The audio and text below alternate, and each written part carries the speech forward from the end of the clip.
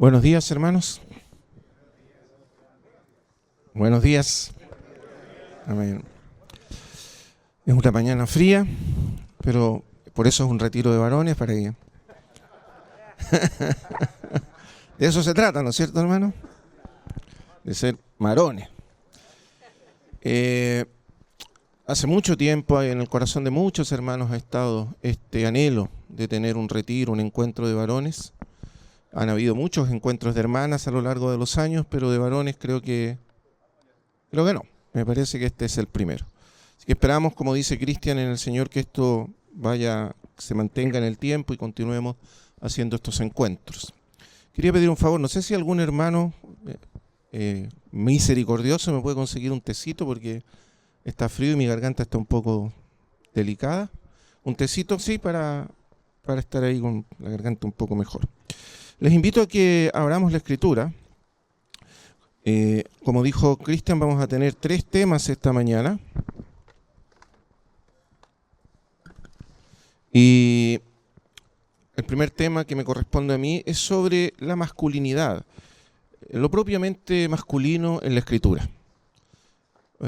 Ustedes saben que en la actualidad hay toda una discusión y una desvalorización de la masculinidad en el mundo.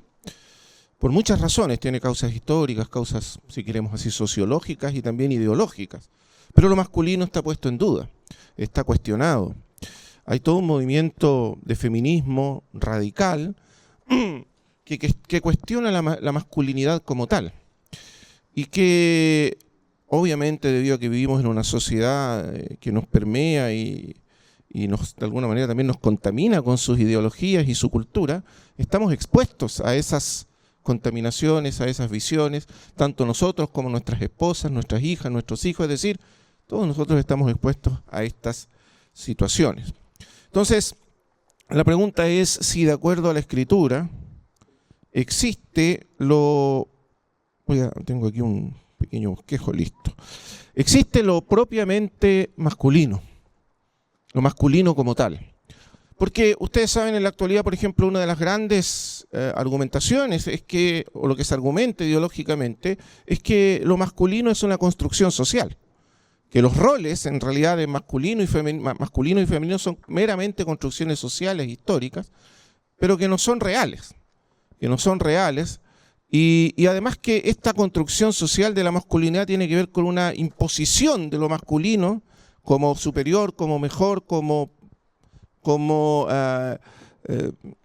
algo que está llamado a imponerse sobre las mujeres y dominarlas de esa manera, históricamente. Bien, lo que vamos a hacer ahora entonces es descubrir qué dice la Escritura sobre eso. Sobre estos asuntos. Y para eso, por supuesto, tenemos que ir al comienzo de todo, para ver cómo Dios estableció las cosas, cómo Dios creó todas las cosas, respecto al hombre, respecto a la mujer, por supuesto, porque lo masculino no se puede entender, y esto es muy importante, lo masculino como tal no se puede entender sin lo femenino. El masculino y femenino son las dos mitades o las dos caras de una moneda, de una misma moneda. Entonces nunca podemos definir lo propiamente masculino con independencia de lo femenino, que es uno de los grandes, a mi juicio, desaciertos de las ideologías contemporáneas. Separar lo femenino y lo masculino de tal manera que lo uno y lo otro se definen sin relación alguna, como absolutos, lo absolutamente femenino, lo absolutamente masculino. Pero en la Escritura estas dos cosas no se pueden separar. Y vamos a ver por qué. Ustedes recuerdan en la historia de la creación, en Génesis, Dios es el creador de todas las cosas, del cielo y de la tierra y de todo lo que existe, y es también el creador del hombre. Y por lo tanto, quien define la naturaleza humana es Dios. En un acto creativo, Dios define qué es el hombre y de qué manera el hombre debe existir y funcionar. Entonces, por supuesto, a diferencia de lo que piensan las ideologías contemporáneas, el hombre no es producto del azar, de la casualidad, de la evolución o de ningún proceso ciego, meramente material, sin sentido, sin propósito, sino que es producto de la acción de Dios como creador. Y por lo tanto la naturaleza humana es algo dado, algo otorgado, algo entregado por el creador. Es algo definido, es algo fijo, no algo que se puede alterar o cambiar o que va a cambiar de acuerdo a cómo evoluciona la historia del mundo, o evoluciona la sociedad o la cultura. Existe algo fijo, algo dado, algo que está allí por creación de Dios y que es parte de la naturaleza humana. Y eso no se puede cambiar. Y la única manera en que nosotros podemos florecer como seres humanos, vamos a decir así, realizarnos como seres humanos, es siendo fieles a esa naturaleza creada, a esa naturaleza dada por Dios. Si nosotros negamos esa naturaleza, nos vamos en contra de ella o la suprimimos, obviamente vamos a cosechar frutos terribles en términos de las consecuencias en nuestra vida. Porque no se puede alterar aquello que Dios estableció sin que las consecuencias sean dramáticas para la vida humana. Entonces vamos a ver cómo Dios creó al hombre, creó a la mujer en el principio. Esto es en el 6º día después de crear todas las cosas. Y entonces dice el versículo 26 de Génesis, son textos muy conocidos. Entonces dijo Dios, hagamos al hombre a nuestra imagen, conforme a nuestra semejanza. Y señoree, observe, y señoree en los peces del mar, en las aves de los cielos, en las bestias, en toda la tierra y en todo animal que se arrastra sobre la tierra. Y el 27, y creó Dios al hombre. A imagen de Dios lo creó. Varón y hembra los creó. Entonces aquí Dios ha terminado de crear en el día 5 todas las cosas que existen. La creación, con la tierra, ¿no es cierto?, los cielos, los animales que pueblan la tierra y el cielo y las aguas. Ha establecido el orden de la creación, cómo debe funcionar la creación. Pero el 6º día es un día especial. Porque aquí Dios ya no crea por su palabra. Ustedes ven que hasta ahora Dios dijo, sea la luz, fue la luz. Haya expansión en medio de los cielos y hubo expansión en medio de los cielos. Que hayan animales, ¿no es cierto?, o produzca la tierra seres vivientes y la tierra produjo seres vivientes. Y todo eso por el mandato de la palabra de Dios. Pero en el 6º día, fíjese que cambia la manera en que Dios se relaciona con el 6º día. Dios ya no dice sea el hombre, podría haberlo dicho, ¿no es cierto?, sea el hombre. Pero no dice sea el hombre, sino que dice hagamos al hombre. Hagamos al hombre a nuestra imagen, conforme a nuestra semejanza. Y Dios habla consigo mismo, con el consejo interno, ¿no es cierto? Y ahí uno puede ver ya el primer atisbo de la Trinidad. Dios no es un Dios solitario, Dios es un Dios trino. Y Dios está hablando dentro de sí mismo, en el consejo de la Trinidad, hagamos al hombre. Por supuesto, esto no es un consejo que comenzó allí en ese momento, en el 6º día de la creación, sino que es eterno, como nos va a decir luego la Escritura. Es el consejo eterno de Dios hacer al hombre. Pero aquí entonces está declarado en términos históricos. Hagamos al hombre, dice Dios. Y eso quiere decir que el hombre es una creación del Dios Trino. Es decir, todas las 3 personas de la Trinidad participan de la creación del hombre a imagen de Dios, el Padre, el Hijo y el Espíritu Santo. Y eso quiere decir que el hombre, siendo imagen de Dios, refleja al Dios Trino, o está llamado a ser la imagen del Dios Trino. Y eso va a ser importante respecto luego a la masculinidad. ¿Qué aspectos de ese Dios Trino refleja el ser masculino? ¿Y qué aspectos del Dios Trino, por supuesto, refleja el ser femenino? Porque ambos, luego se nos dice, usted ve en el versículo 27, es importante, dice, y creó Dios al hombre a su imagen. Pero luego agrega que el hombre allí, esa palabra hombre, que en hebreo es Adán, la misma palabra que se va a usar hacia adelante, pero Adán, en el capítulo 1 y 2 de Génesis, hasta el 3, diríamos, Adán puede ser un nombre genérico para referirse a la humanidad entera, o sea, el hombre genéricamente hablando, que incluye a hombres y mujeres, en el género humano, la raza humana. También se refiere al hombre como masculino, al ser humano masculino, y también es un nombre propio, es decir, Adán es una persona histórica, el primer hombre que fue creado por Dios y puesto en el huerto. Entonces Adán tiene esos 3 significados en los primeros capítulos de Génesis. La raza humana en general, o el género humano, el hombre masculino como tal, el ser humano masculino como tal, y Adán, el hombre específico, propio, histórico, con un nombre propio que fue el primer hombre. Esos 3 sentidos tienen que tenerse en cuenta cuando uno lee Génesis 1, 2 y 3. Ahora, en este caso, hagamos al hombre es genérico, es el género humano. Hagamos al hombre, ahí se refiere a la raza humana y no a lo propiamente masculino como tal, específicamente. Hagamos al hombre. Y el hombre que Dios crea, el género humano, el hombre, en general, se nos dice el 27, es hecho a su imagen, se repite, a imagen de Dios lo creó, y luego dice, varón y hembra los creó. Entonces especifica que el hombre creado por Dios a su imagen en realidad es de naturaleza, vamos a decir así, dual. Es un hombre duplo. Tiene dos partes, varón y hembra. Y en ese conjunto, en esa creación dupla, varón y hembra, es que está la imagen de Dios en el hombre.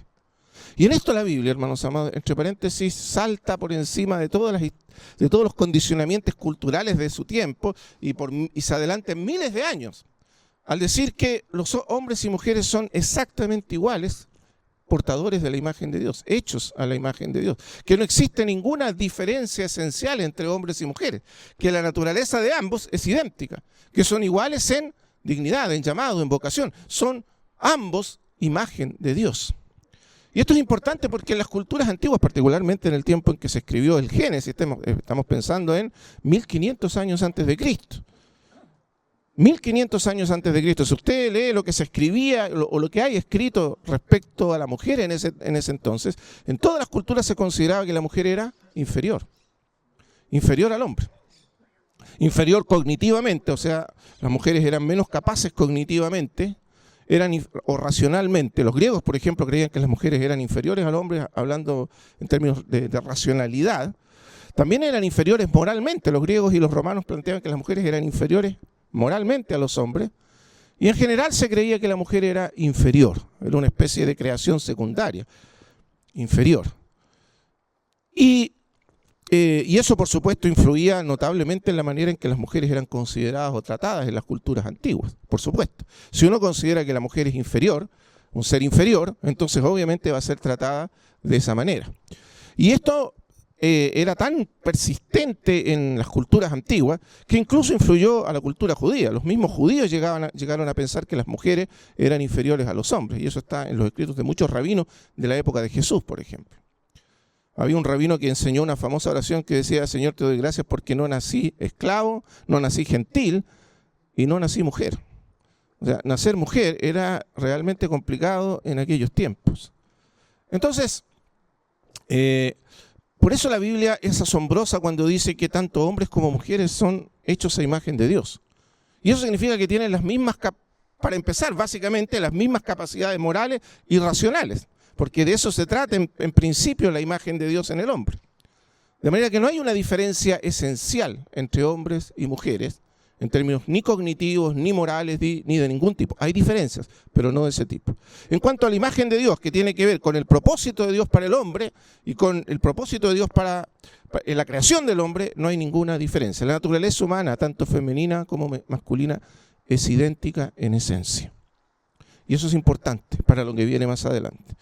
Idéntica en naturaleza, idéntica en esencia.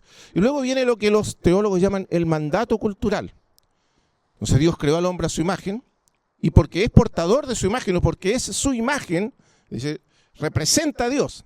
Y imagen ahí tiene que ver con dos cosas. Tiene que ver con el carácter de Dios, tanto racional como moral y personal. Dios es un ser personal, racional, moral, por supuesto de manera perfecta, máxima.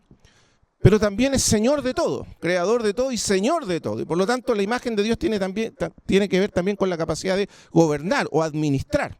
El hombre es representante de Dios para gobernar el mundo físico, el mundo creado. Por eso lleva su imagen. Y por eso entonces dice: hagamos al hombre a nuestra imagen, y luego inmediatamente señoree. Porque la imagen de Dios también tiene que ver con la capacidad de señorear, de gobernar, de administrar, pero no de manera autónoma, por supuesto, no de manera autónoma como vino a ocurrir después de la caída o del pecado, sino de manera, sino bajo la autoridad de Dios, bajo el reino de Dios, pero como representante de Dios en el mundo visible. Entonces viene lo que se llama el mandato cultural. Al hombre se le manda señorear, gobernar la creación. Por eso dice: y señoree, versículo 26, y señoree en los peces del mar, en las aves de los cielos, en las bestias de toda la tierra y en todo animal que se arrastra sobre la tierra. Y el 28, observe ahora: y los bendijo Dios a ambos, y les dijo: fructificad, multiplicaos. Otra vez, el propósito del hombre no es, Dios no quería simplemente tener una pareja masculina y femenina, única. Lo que Dios quería es que a partir de allí se formasen familias, y de esas familias naciesen pueblos y naciones. Por eso fructificad y multiplicados. Eso es parte del mandato cultural, formar familia. Obviamente para fructificar el hombre y la mujer tienen que unirse en matrimonio y formar familia. Pero esas familias tienen que a su vez multiplicarse y luego vendrían pueblos, vendrían naciones a partir de allí. Así que lo que Dios está buscando no es simplemente una pareja individual, sino familias, pueblos, naciones. Es decir, una humanidad que pueda llenar la tierra. Y eso es parte del mandato cultural. Así que la imagen de Dios en el hombre, en segundo lugar, no solo tiene que ver con el hombre y la mujer, con este matrimonio, sino con la totalidad de la humanidad, como un organismo, como un solo organismo, por decir así, que refleja la imagen de Dios o que tiene la imagen de Dios. Entonces esa imagen tenía que desarrollarse, estaba, por decir así, no estaba plenamente desarrollada en Adán y Eva, estaba allí en potencia, estaban todas las condiciones, estaban todas las capacidades, pero luego tenía que desarrollarse. Y para desarrollar en plenitud la imagen de Dios, con toda su amplitud, imagínense, estamos hablando de Dios mismo, de esa imagen, el hombre tenía que fructificar, multiplicarse, construir familias, construir naciones, construir pueblos. Eso es lo que está aquí en todo este primer mandato. Entonces el mandato es gobernar, es reinar y es también fructificar, multiplicarse, sojuzgar la tierra, llenarla de esa imagen de la cual el hombre es portador, con toda su riqueza. Y luego entonces termina allí el relato de Génesis 1. Ahora, lo que nos deja claro este relato es que la distinción entre varón y hembra, como se usa aquí la expresión en hebreo, o hombre y mujer, es una distinción dada por Dios o creada por Dios. No es una fabricación meramente histórica o cultural, de roles o asignaciones meramente sociales o culturales. Hay algo allí dado por Dios, establecido por Dios. Entonces, para entender qué es lo propiamente masculino en la Escritura, necesitamos preguntarnos qué significa este primer acto de creación de Dios. ¿En qué sentido Dios los hace hombre y mujer y cómo se diferencian el uno del otro? Porque si ambos son portadores o son la imagen de Dios, quiere decir que no hay una diferencia esencial entre ellos. No hay una diferencia en cuanto a la naturaleza, lo que va a quedar mucho más claro después en el capítulo 2. Hombre y mujer están hechos de la misma sustancia. Hueso de mis huesos, dice Adán, y carne de mi carne, significa de la misma sustancia, no de otra sustancia, de una sustancia inferior o superior, sino de la misma sustancia. Existe una identidad fundamental entre hombres y mujeres. Identidad. Las diferencias existen, pero las diferencias no son esenciales. Y eso es muy importante para entender la relación luego entre hombres y mujeres. Hombres y mujeres somos participantes de una misma naturaleza, con diferencias, que es hombre y mujer, masculino y femenino, pero en esencia lo mismo. Lo mismo. Pero hay diferencias, y esas diferencias están aquí. Varón y hembra los creó. La pregunta es, ¿dónde están las diferencias? ¿En qué consisten esas diferencias? ¿En qué consiste específicamente la diferencia entre varón y hembra? ¿Y por qué Dios, al hacer al hombre a su imagen, lo hizo varón y hembra? ¿Existe algo, voy a decirlo así, existe algo propiamente masculino que está allí por creación de Dios, establecido por Dios? Y existe algo propiamente femenino también que está allí dado por Dios. ¿Y cuál es el propósito? ¿Por qué Dios creó al hombre y mujer? Eso quiere decir que en esa diferenciación también está expresada la imagen de Dios. Que hay allí también el propósito de Dios de reflejarse a sí mismo en el hombre. Que tanto lo masculino como lo femenino, no por separado, sino en unidad, reflejan. Esa unidad masculino-femenino refleja algo de la imagen de Dios que por separado no podría reflejarse. O que el hombre solo como ser masculino, la mujer sola como ser femenino, no puede cumplir o reflejar. Entonces observen ahí, hay una cosa bien interesante. Eso quiere decir que para que lo propiamente masculino y femenino funcionen en plenitud, tienen que estar juntos.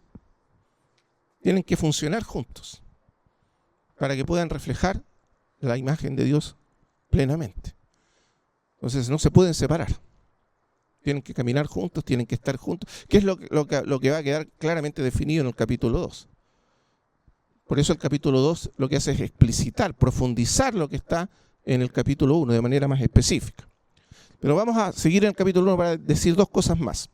Primero, entonces, la imagen de Dios en el hombre está dada por esta diferencia. La pregunta es, ¿en qué consiste esa diferencia específicamente?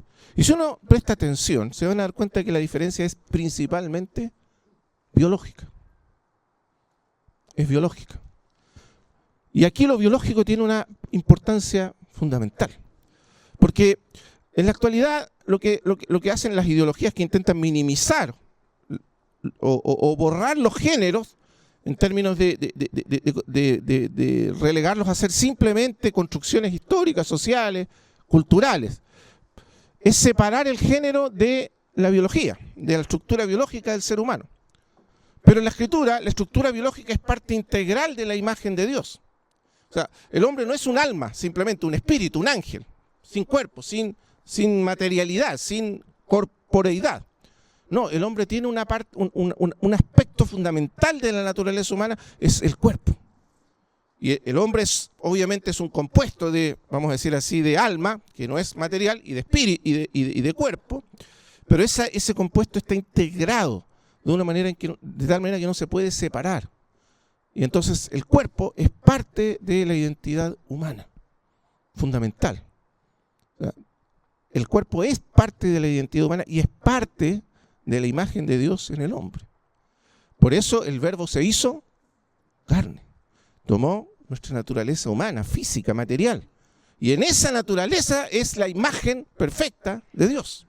En esa naturaleza humana, Él es la imagen del Dios invisible. Lo es también antes, pero luego en la naturaleza humana, Él viene a ser en carne la imagen perfecta de Dios.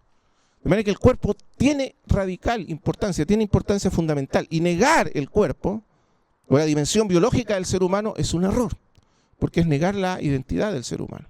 Entonces, cuando Dios crea al hombre y a la mujer, sí, son iguales en esencia, en naturaleza, en términos de la imagen de Dios. Los dos son la imagen de Dios, no hay diferencia allí.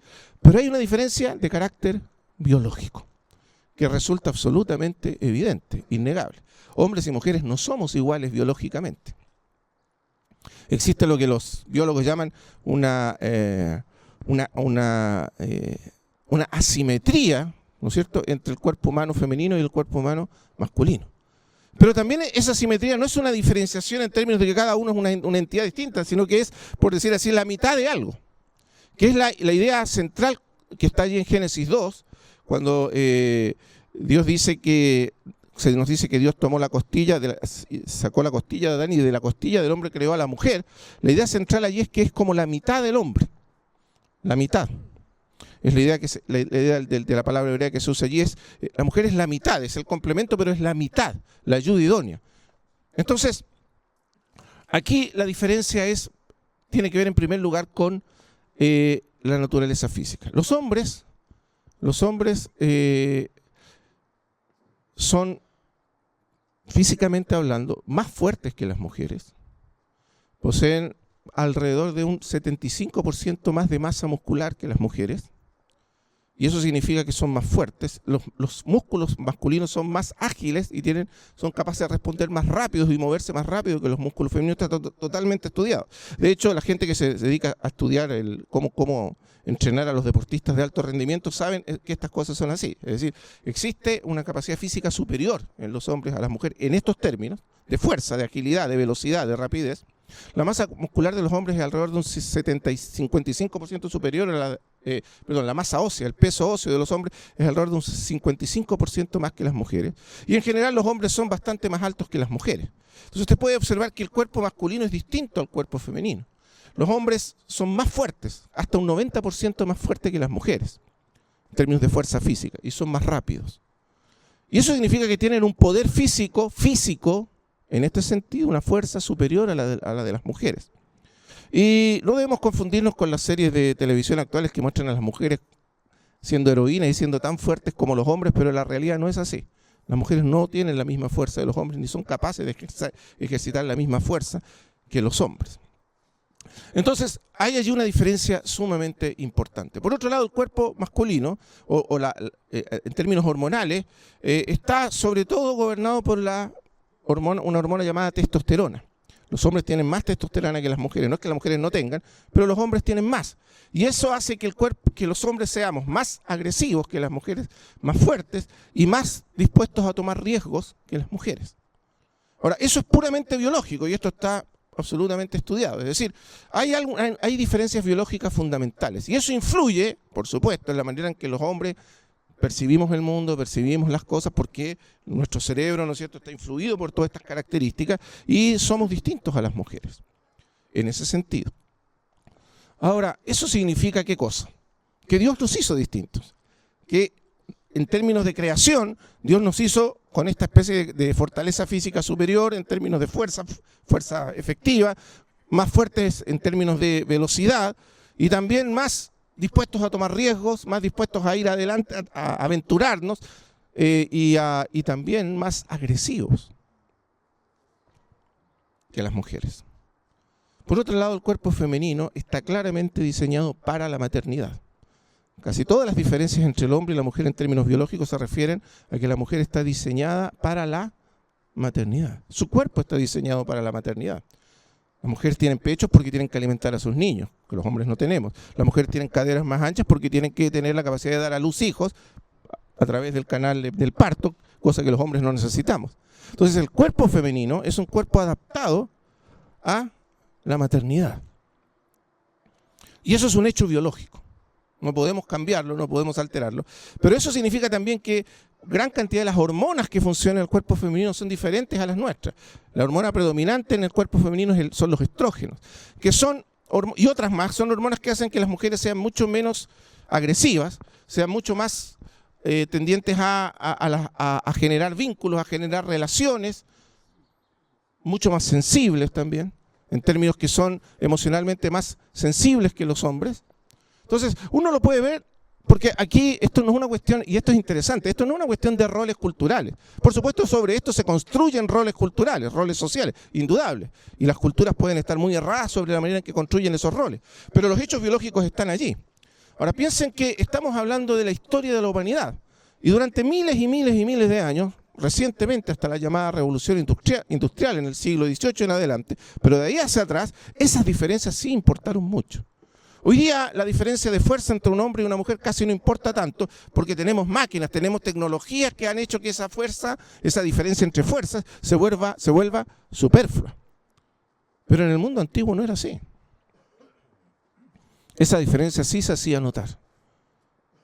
El trabajo del hombre, el rendimiento del hombre en términos de trabajo de fuerza bruta, física, para hacer producir la tierra o todas esas cosas, era evidentemente mucho más fructífero que el de la mujer porque había más fuerza aplicada en ese trabajo. También los hombres normalmente eran los que guerreaban, batallaban en un mundo caído, ¿no es cierto? Y ejercían la tarea de proteger a la familia, proteger a la mujer y a los hijos. Estamos hablando en un mundo caído. Podían ejercer fuerza coercitiva con mucho más éxito que las mujeres. Y en un mundo donde no existían los anticonceptivos, las mujeres estaban normalmente embarazadas una gran parte de su existencia. Desde los 15 años más o menos las mujeres empezaban a embarazarse y podían tener hijos hasta los 30 o 40 años. Eso significa que gran parte de su vida estaban embarazadas, cuidando hijos. Y eso las hacía obviamente mucho más frágiles que los hombres en términos físicos. Entonces existe una razón histórica por la cual estas diferencias se hacían notar en el mundo antiguo. Esa diferencia física, biológica, tenía mucha más fuerza de la que tiene hoy día. De hecho, una famosa, voy a citarlo nada más, una famosa autora feminista que se llama Camille Piglia, en uno de sus libros dice: las mujeres actuales deberían tener cuidado con lo que les enseñan sus profesores en la universidad. Esta supuesta igualdad absoluta entre hombres y mujeres y que las diferencias serían un invento. Y ella dice, eso es porque nació en naciones tan civilizadas donde los hombres ya no ejercen su fuerza física para coercionar a las mujeres. Pero si hubieran nacido hace 200 o 300 años atrás, sabrían que hay una diferencia fundamental, biológica, entre hombres y mujeres. Es por eso que las mujeres son, en un porcentaje abrumador, las que son abusadas sexualmente. Y son atacadas y violentadas por hombres y muy rara vez es viceversa. Y es por eso que la tasa de homicidios de hombres hacia mujeres supera casi en un 90% la tasa de homicidios de mujeres hacia hombres, porque los hombres tienen más fuerza. Y cuando esa fuerza, y ahora viene la segunda parte, después de la caída, está descontrolada, cuando el pecado ha hecho su ingreso en la existencia humana y en la experiencia humana, esa fuerza se puede volver destructiva. y puede convertirnos en depredadores, en personas violentas y agresivas y dañinas, porque usamos mal nuestra fuerza. Porque nuestra fuerza no fue dada para eso, no fue puesta por Dios para dañar a otros, para agredir a otros, para someter y coercionar a otros. Pero esos somos los hombres. Entonces los hombres debemos recordar eso siempre. Somos más fuertes físicamente.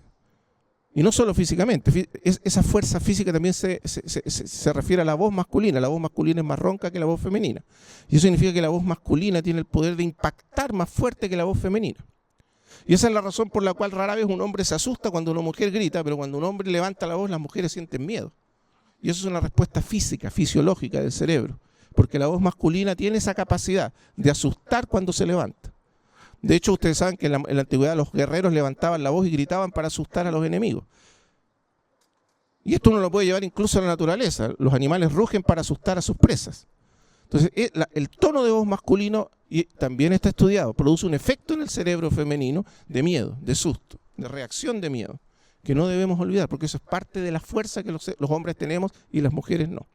Entonces, hay diferencias importantes. Las mujeres entonces son más, físicamente más. Y cuando digo débiles no me refiero a debilidad moral, ni debilidad mental, me refiero a debilidad puramente física, biológica. Ahora, lamentablemente eso se tradujo en la creencia cultural, histórica, de que las mujeres, por ser físicamente más frágiles, son también mentalmente más frágiles o moralmente más frágiles. Y por supuesto eso es un grave error. Y eso es lo que la Biblia corrige desde el principio. A ambos Dios los hizo a su propia imagen. Esa diferencia, hermanos, tiene que ver con el propósito, el diseño de Dios para cada uno. Las mujeres tienen que ser así para poder criar a sus hijos. Son más importantes en la gestación, en la crianza, en la alimentación. Piensa usted que los bebés dependen de las madres para alimentarse y para ser protegidos cuando nacen. Entonces, esa diferencia está allí y no se puede negar. Y por supuesto, eso tiene una influencia en la manera en que hombres y mujeres tienden a percibir o a comprender el mundo. Ahora, si uno va al capítulo 2 de Génesis, ahora, podemos avanzar un poco más en la comprensión de lo que es hombre y mujer en la Biblia, y pueden ver que en el orden de creación, ustedes pueden ver que a partir del capítulo 2, versículo 7 dice, entonces Jehová Dios, permiso.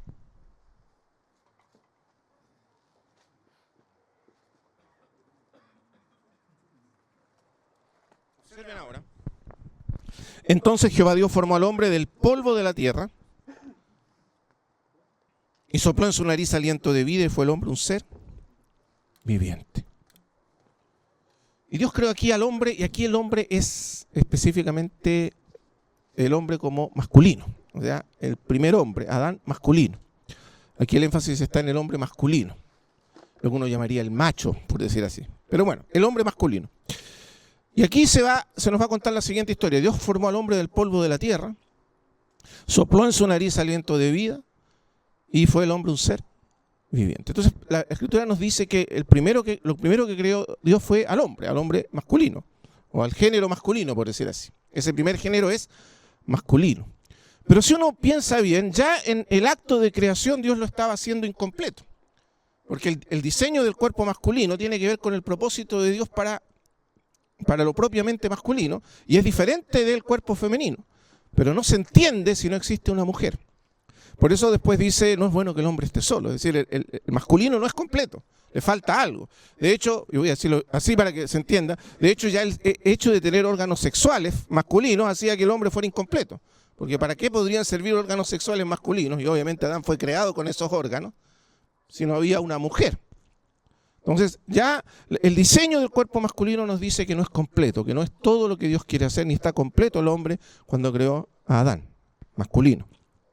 Lo hizo del polvo de la tierra y sopló en su nariz y fue el hombre un ser viviente. Y observe lo que viene a continuación, porque esto define, me parece a mí, la función propiamente masculina. Vamos a ver el versículo 15. Tomó pues Jehová Dios al hombre y lo puso en el huerto de Edén para que lo labrara y lo guardase. Y aquí todavía no hay una mujer, está solo Adán, y Dios le da una tarea. Dios hace nacer el huerto de Edén, planta el huerto de Edén, y hace nacer todos los árboles, como dice allí, deliciosos a la vista, pone al huerto, al hombre, a Adán el hombre, masculino, en ese huerto, y le da una función. Le dice que tiene que labrar o cultivar el huerto, y tiene también que protegerlo, guardar el huerto. Fíjese que con esto Dios está definiendo esencialmente qué es ser hombre, qué es lo masculino y por qué Dios lo hizo así. La función del hombre, y esta es una función que está integrada, por decir así, en la masculinidad, y que el pecado, aunque la distorsiona, y sí la distorsiona, y la corrompe, nunca la puede borrar del todo. Los hombres somos por naturaleza, los hombres, cuando hablo hombre no del género humano, sino los hombres masculinamente, en términos masculinos, somos por naturaleza cultivadores y protectores. Para eso fuimos hechos. Por eso somos más fuertes. La fuerza física del hombre no es para agredir, es para proteger. Pero también es para cultivar. Porque si usted se da cuenta, para cultivar la tierra se requiere fuerza. Se requiere fuerza física, se requiere trabajo, se requiere esfuerzo. De manera que la fuerza del hombre está orientada a trabajar, a cultivar y a proteger. Está hecha para proteger. Y esto es súper interesante porque es parte de la psicología masculina y ocurre en todas las naciones y pueblos del mundo. No importa cuál sea la cultura, los hombres son psicológicamente protectores. Hay una historia bien bonita sobre, ustedes recuerdan el famoso barco, el Titanic, ¿no es cierto? Cuando el Titanic se hundió, los hombres que iban en el Titanic tomaron una decisión. Y fue salvar a las mujeres y a los niños y sacrificar sus vidas para salvar a las mujeres y a los niños.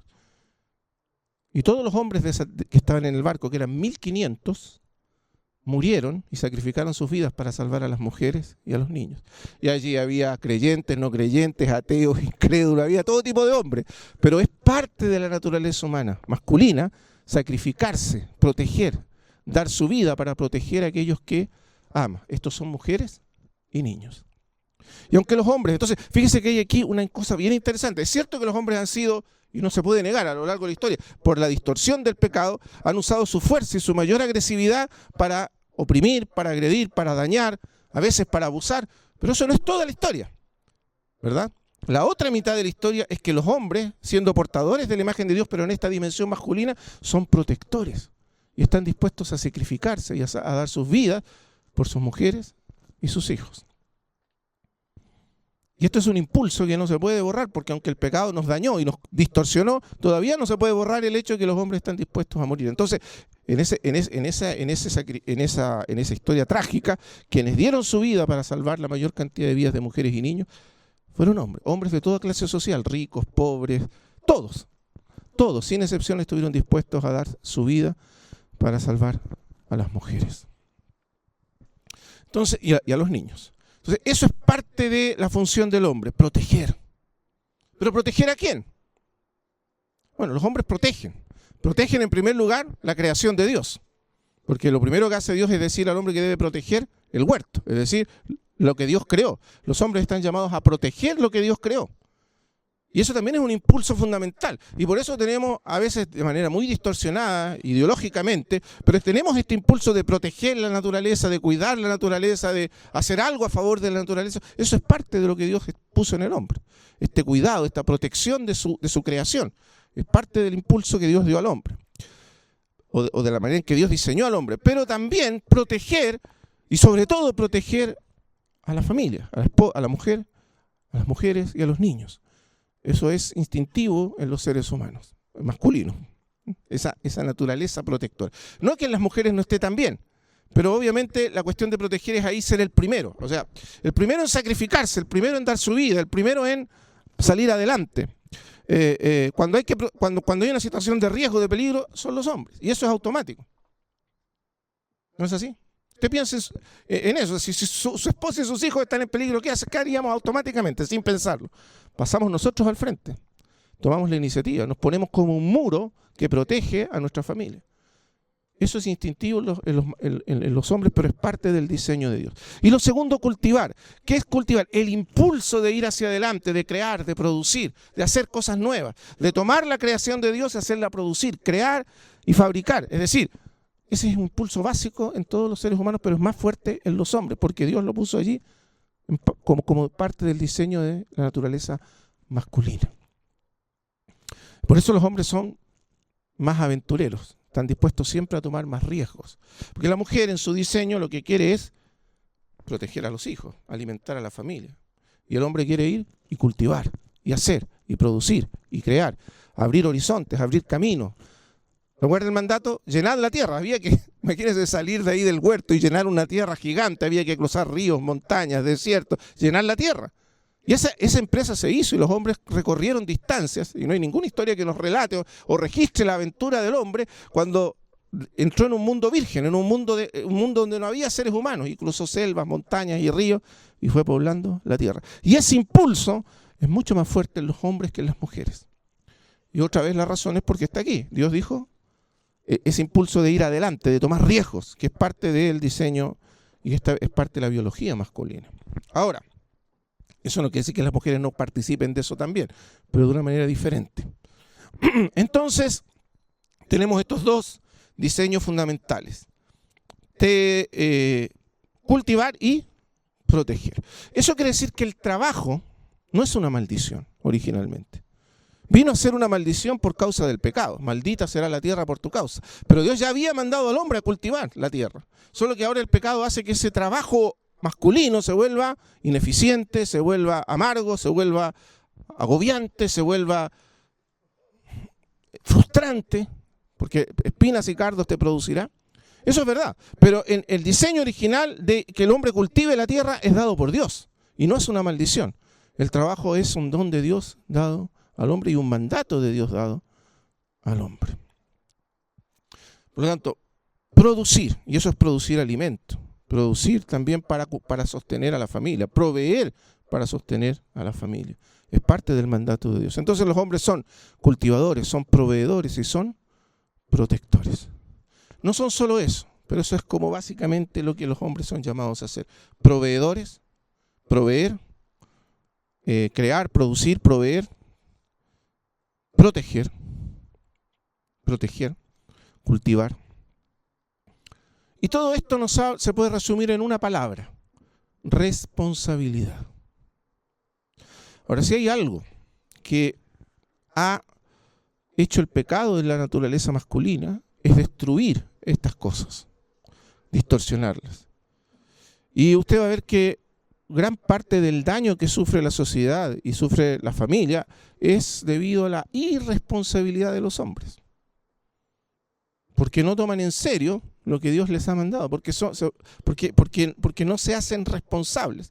Y la responsabilidad masculina es esta, es hacerse responsables.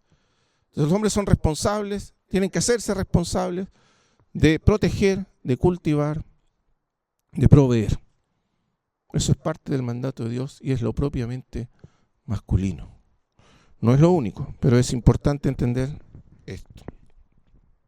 Ahora, me gustaría mencionar algunas cosas que son importantes respecto a cómo estas áreas que son la responsabilidad, la protección y el cuidado se desarrollan. Pero antes de eso me gustaría mencionar dos cosas más respecto a la función que Dios le dio a los varones, propiamente masculina. Y estas son áreas más complejas, más difíciles de conversar, debido a las ideologías predominantes hoy. Pero ustedes saben que la Escritura dice que Adán fue creado primero. Eso es lo que estamos leyendo aquí. Y que Dios tomó a la mujer del hombre, la tomó de su costilla, lo cual significa que la tomó no de los pies ni de la cabeza para que fuera su esclava o para que fuera su ama, sino de su costado, como una compañera, una coigual. La palabra ayuda idónea, entre paréntesis en hebreo, significa no una ayuda de segunda clase, una persona que ayuda como sometida al varón, sino que es la misma palabra que se usa cuando se habla de Dios como nuestro ayudador. Jehová es mi ayudador, es mi ayuda. Hasta aquí nos ayudó Jehová. ¿Recuerdan esa frase? Esa es la misma palabra que se usa para hablar de la mujer como ayuda idónea. Es decir, una ayuda sin la cual sería imposible que nosotros cumpliéramos nuestra función. Es una compañera a nuestro lado que nos completa y a la cual nosotros completamos. Pero eso significa, pero hay un orden de creación. Y la Escritura va a mencionar ese orden como algo importante. Adán fue creado primero y después Eva. Y eso significa, según Pablo, que el varón es cabeza de la mujer. Eso aparece en el Nuevo Testamento dicho claramente. Así como Dios es la cabeza de Cristo y Cristo es la cabeza de todo varón y el varón es cabeza de la mujer. Y luego también Pablo dice que las mujeres, las esposas deben sujetarse a sus maridos como la iglesia se sujeta a Cristo, porque Cristo es la cabeza y la iglesia es su cuerpo. De manera que otra vez establece esta relación de cabeza y cuerpo. La pregunta es, ¿a qué se refiere la Biblia con esta especie de orden? O no especie, este orden, en que el hombre aparece primero, la mujer después y que el hombre es cabeza de la mujer. ¿Qué significa ser cabeza? ¿En qué sentido el hombre es cabeza de la mujer? Si uno sigue leyendo en Génesis, llega al capítulo 3, y uno puede ver que cuando el pecado entró en el mundo y corrompe la naturaleza humana, la maldición de la mujer es esta. El versículo 16. A la mujer dijo, multiplicaré en gran manera los dolores en tus preñeces. Con dolor darás a luz los hijos y tu deseo será para tu marido y él se enseñoreará de ti.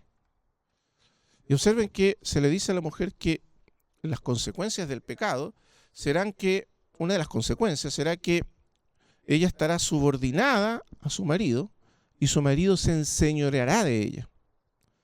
Pero ese enseñorearse ahí se refiere a que será sometida bajo el poder de su marido. Pero ese no es el propósito de Dios, ese no es el diseño original de Dios. Pero obviamente una vez que el pecado entró en el mundo, la fuerza superior de los hombres, en términos físicos, haría que la mujer estuviese sometida, subordinada, o el hombre tomara señorío sobre la mujer. Pero si uno atiende al significado original, uno se va a dar cuenta que no era ese el propósito de Dios. El propósito de Dios es que esa fuerza se use para proteger, para servir, para ayudar, para socorrer, para proveer. Y eso es lo que dice Pablo cuando habla del hombre como cabeza de la mujer. Porque usa el ejemplo de Dios, la cabeza de Cristo. El Padre es cabeza de Cristo. Ahora, ¿en qué sentido el Padre es cabeza de Cristo? ¿En que Cristo está sometido bajo el Padre? Eso sería un error teológico, entre paréntesis. Eso es una herejía que se llama subordinacionismo, la idea de que el Hijo está sometido bajo el Padre o es inferior al Padre. Eso es considerado una herejía en la historia de la Iglesia. El Hijo es igual al Padre en todo, inferior en absolutamente nada, de la misma naturaleza, de la misma esencia, de la misma sustancia del Padre. ¿En qué sentido el Hijo está bajo el Padre? Está sujeto al Padre en un sentido de orden, de funcionamiento, pero no de superioridad, inferioridad. Entonces, el Padre es cabeza de Cristo en el sentido en que el Padre, en primer lugar, ¿no es cierto?, es el Hijo se sujeta al Padre para cumplir la voluntad del Padre, pero el Padre es quien sostiene al Hijo. El Padre es quien da todo para que el Hijo pueda desarrollar y cumplir su función de Hijo. Todo lo que tiene el Padre es mío, dice Jesucristo. ¿Se acuerdan eso? Por lo tanto, ser cabeza significa ser la fuente, ser el origen, ser aquel que provee todo, cuyo amor está completamente enfocado en aquel sobre el cual está como cabeza. Así que el Padre no es el Señor o el patrón del Hijo, sino que es simplemente el Padre que ama al Hijo y se da por completo a su Hijo. O sea, la idea de autoridad es siempre la idea de servicio. Ser cabeza es estar al servicio de aquel sobre el cual uno está en responsabilidad. Es hacerse responsable de otro, de la vida de otro en el sentido de servirlo. Y por eso el ejemplo de Cristo. Cuando habla de Cristo como cabeza de la iglesia, lo primero que se dice es que Él, porque es la cabeza, ¿qué hizo? Dio su vida por ella. Entregó su vida por ella. Por lo tanto, ser cabeza es ser el que da la vida, el que va adelante, el que se sacrifica primero, el que toma la iniciativa primero. Ser cabeza, hermanos amados, es una tarea muy difícil. Porque la Escritura no es la idea de ser cabeza, no es la idea de oprimir, de enseñorearse, de someter al otro, sino de ponerse al servicio del otro, de ir primero que el otro, de sacrificarse por el otro, de ser líder en ese sentido. El liderazgo espiritual significa ser ejemplo, ir al frente, ir primero. En el matrimonio significa que los hombres debemos ser los primeros en negarnos a nosotros mismos. Debemos ser los primeros en pedir perdón. Eso es ser líder. Debemos ser los primeros en buscar la reconciliación. Cuando hay dificultades en el matrimonio, uno no debe esperar que la esposa tome la iniciativa. Uno siempre tiene que tomar la iniciativa. En las cuestiones de la familia, de los hijos, los hombres siempre debemos tomar la iniciativa. Ser los primeros. Eso es ser líder, eso es ser cabeza. Ir primero. Tomar la delantera. Uno de los grandes daños que ha hecho los cambios radicales que han habido en la historia del mundo, uno de los grandes daños es que han atacado a la familia. Y todo comenzó con la Revolución Industrial. Antes de la Revolución Industrial, los hombres y mujeres trabajaban juntos en las casas. Las familias eran economías, pequeñas, microeconomías, donde los dos trabajaban juntos para el beneficio de la familia. Gran parte de la producción económica la realizaban las mujeres en la casa. No había supermercados, no había producción masiva de bienes. La mayoría de los bienes, el 95% de los bienes que se consumían en la familia, la producían las mujeres. Ahí tienen a la mujer virtuosa de Proverbios al final. Esa mujer que produce, que hace su pan, que genera la economía doméstica y familiar. La economía era básicamente doméstica. Y las mujeres eran quienes producían esa economía. Y los hombres quienes aportaban los recursos, proveían los recursos para esa economía. Pero se entendía que los papás estaban en la casa. No estaban fuera de la casa. Vivían, crecían junto con sus hijos. Entonces, la educación de los hijos se entendía que era una responsabilidad compartida de los padres, pero que tenía el liderazgo masculino. Es curioso que la mayoría de los libros de antes, de la época de la colonia hacia atrás, cuando hablan del hogar y de la crianza de los hijos, no están escritos para las mamás, sino para los papás. Porque eran los hombres quienes tenían la primera responsabilidad de educar a sus hijos. Y los educaban creciendo con ellos, trabajando con ellos en la casa. La responsabilidad de formar hijos era principalmente de los hombres, no de las mujeres. La revolución industrial cambió todo eso, sacó a los hombres de la casa y los envió a trabajar en las fábricas, en las empresas. Las mujeres se quedaron solas criando sus hijos y los hombres se convirtieron en meros proveedores en términos económicos, pero no proveedores espirituales, no proveedores de formación, no proveedores morales. Las mujeres se les encargó esa tarea y se separó, pero esa no es la visión escritural. Y entonces surgió este fenómeno de los padres ausentes. Los padres que están ausentes de la crianza de los hijos. Incluso surgió este machismo, esta idea errada, de que hacerse cargo de los hijos de la familia o estar preocupado de los hijos de la familia es algo como femenino, no masculino. No es de machos hacer eso. Es un error, y es un error histórico, que surgió producto de esta separación donde el hombre fue sacado de la casa y fue enviado a trabajar fuera de la casa. Si ustedes leen Proverbios, capítulo 1, 2, 3, 4, ustedes se van a dar cuenta que es básicamente la instrucción de un padre hacia su hijo. Oye, hijo mío, y habla el padre, y le va instruyendo a su hijo en todos los aspectos de la vida. Los padres eran los principales responsables de la formación moral y espiritual de sus hijos. Lamentablemente, esta separación ha hecho que se le haya entregado esa responsabilidad a las mujeres, como que las principales responsables de formar moralmente y espiritualmente a los hijos son las mujeres, pero eso es un error. Son los varones. Las mujeres también, porque la educación de los hijos es compartida. Pero el liderazgo me refiero. El liderazgo en estas cuestiones deben llevarlo los hombres y no las mujeres. Entonces esta idea del hombre que trabaja y solo llega a comer y a dar dinero para la casa es una idea, primeramente tiene un origen puramente histórico, social, y no es una idea escritural. El liderazgo masculino es un liderazgo espiritual que tiene que ser ejercido en toda su familia y particularmente respecto a los hijos. Entre paréntesis, el daño profundo que causa esto es que la ausencia del padre, particularmente del padre en la familia, la ausencia en términos presentes, en términos de su función o de su rol, genera que los varones particularmente, no las mujeres también, pero las mujeres tienen a su madre, pero los varones particularmente nunca se lleguen a desarrollar como varones maduros. Y es una de las plagas que nos aflige. Los varones nunca crecen, siguen siendo niños grandes. Nunca asumen responsabilidades, nunca se ven a sí mismos como padres, verdaderos padres, verdaderos varones, verdaderos adultos cuya responsabilidad es proteger, cuidar, proveer, liderar. ¿Por qué? Porque nunca tuvieron a sus padres para mostrarles eso.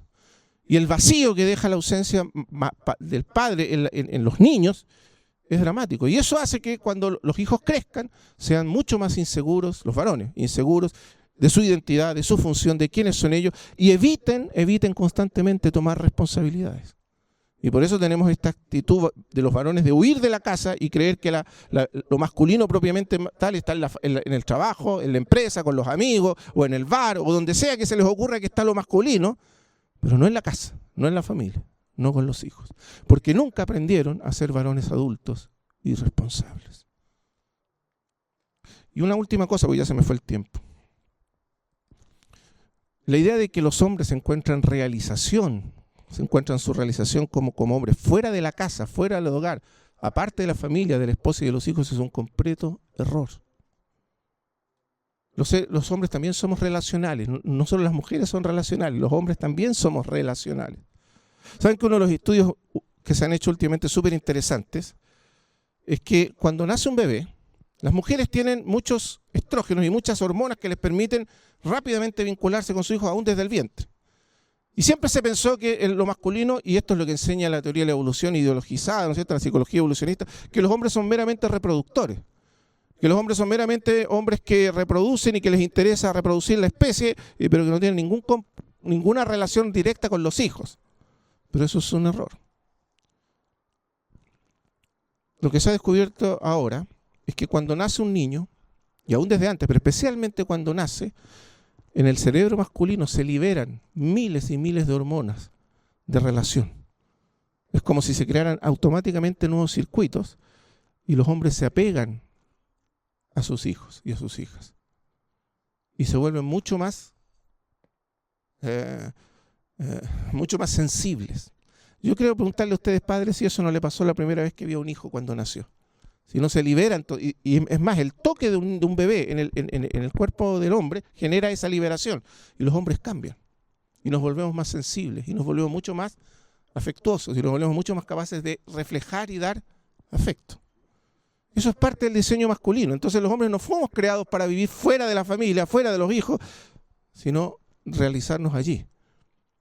¿Y eso qué genera, hermanos? Genera que haya hombres que puedan a la vez realizar su tarea en la iglesia y en el mundo. La iglesia necesita varones que sean líderes, responsables, adultos, maduros, que tomen su responsabilidad en los asuntos de las cosas de Dios. Así como toman su responsabilidad en la familia, toman su responsabilidad respecto a la iglesia. Uno de los grandes problemas que tiene la iglesia a nivel mundial desde hace 200 años es que la mayoría el 60 o 70% de los miembros de la iglesia son mujeres. Y esto fue tan agudo que en algunos países llegó a ser casi sinónimo de que la iglesia era para las mujeres y no para los hombres.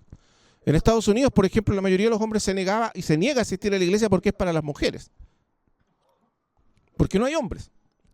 Y porque no hay hombres que tomen responsabilidades, que tomen liderazgo, que se hagan presentes. Entonces, este día del hombre irresponsable, el macho, que solo está pensando en su autogratificación, en divertirse, en pasarlo bien, en salir fuera de la familia, es una idea completamente errada. Lo que necesitamos, hermanos, es recuperar lo masculino en la iglesia. Lo verdaderamente masculino, que no está definido por estas ideas mundanas de lo que es masculino, o estas ideas ideológicas de que lo masculino es básicamente agresivo, perverso, opresivo, sino de cómo la Escritura muestra lo masculino.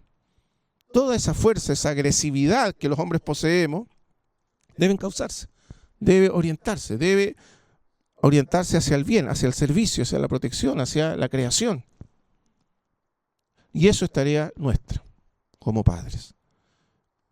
La principal función que los hombres tienen en la familia es proteger, cuidar, pero también criar a sus hijos varones como adultos responsables, capaces de servir a la iglesia, a la familia y al mundo. Bueno, esto fue un breve repaso. Estamos solo introduciendo, habría muchísimo más que decir, pero como esta es la primera reunión, lo vamos a dejar hasta aquí. Y que el Señor nos ayude a pensar en estas cosas, meditar en estas cosas y creer. Amén.